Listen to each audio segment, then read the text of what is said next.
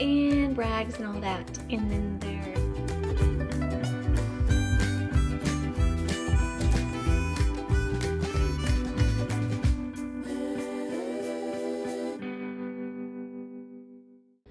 Okay, so I'm gonna do a Mexican chicken casserole, or Mexican casserole with ground turkey, not chicken. That's pre-workout, but anyways, I've got cooked ground turkey with a lot of spices, and some of the liquid is from the red bell peppers.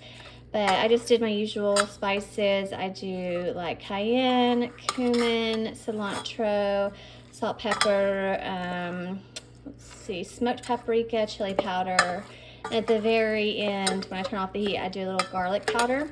So that's a pound of that. I've got Colby Jack, red enchilada sauce, tomatoes, and corn tortillas.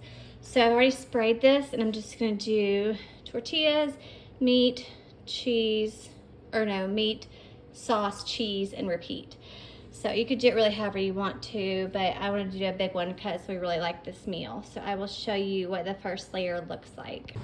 Okay, I'm gonna attempt to do this with one hand. Insider tip, do not open the enchilada sauce all the way or this little thing falls in the can. So that's just good to know. I just kind of pour it out from the side. So I have these tortillas here, and I'm just gonna I'm gonna move this over a little bit. I'm gonna take a little spoonful of the meat, and it's okay if it's got some liquid. It'll just make it more juicy and yummy, and I just kind of sprinkle it. There's no right or wrong way to do it. Just don't be so hard on yourself. Just have fun. Cooking doesn't have to be complicated. I don't know why people make it like they have to be Martha Stewart or Gordon Ramsay. Just make a meal. Your family will just hopefully be glad you cooked. If not, well, they can cook next time. Am I right? Okay, so I'm gonna do that. Really, I could have done 2 pounds of meat, but I did not defrost that much. So you can also put pinto beans in here if you can tolerate them. I cannot. You could do brown lentils, red lentils, cannellini beans, whatever you like. Just kind of spread it out a little bit. And then I'm gonna add a little bit of the sauce. It's not gonna be perfect. We are not going for perfect here.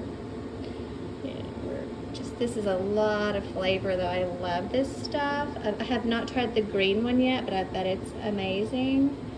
So there, that's probably half the can. And then I'm gonna take my Colby Jack. You could do whatever kind of cheese you like. I have clean hands as always. Wash your hands.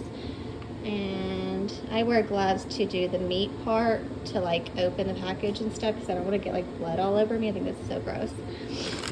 And this is probably 2/4 cups of cheese.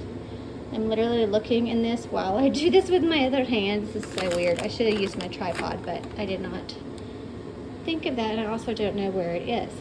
So there we go. That's what each layer is going to look like. I'm going to do one more layer and see how we are. I will probably finish the top with more cheese than that, just so that it looks yummy.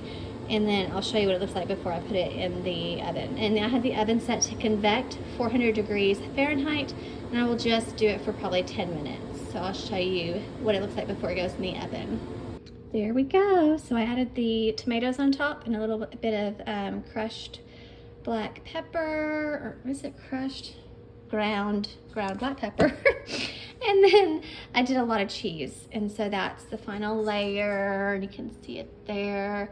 So I also tore some in half to make it reach the edges.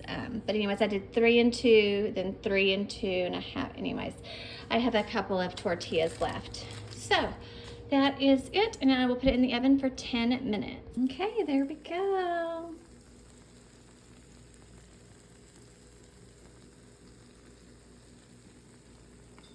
You can still hear it sizzling. Yeah, so you can leave it in as long as you want, really. I think that's good enough for me. It started to get a little crispy on the edges. So you could finish this off with some green onions or cilantro, sour cream. I'm gonna do avocado, like in the little mini guac cups, and serve it with some Cantina crispy chips. So So that is our din din. It kind of looks like a Mexican pizza actually if you just like take a whole one of those. But anyways, that is our din din, and that's how you do a pretty easy Mexican casserole. And wherever you are, I hope you have a great day or night.